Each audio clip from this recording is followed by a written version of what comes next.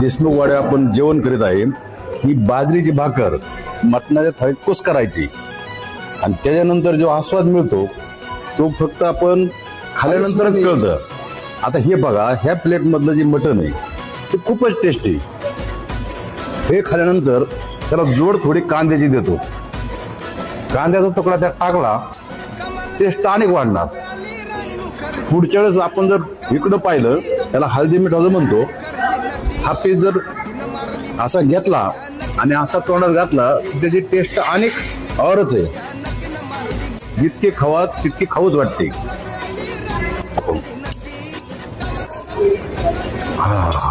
खूप छान. त्या नटीनं मारली मिठी मला, त्या नटीनं मारली मिठी, त्या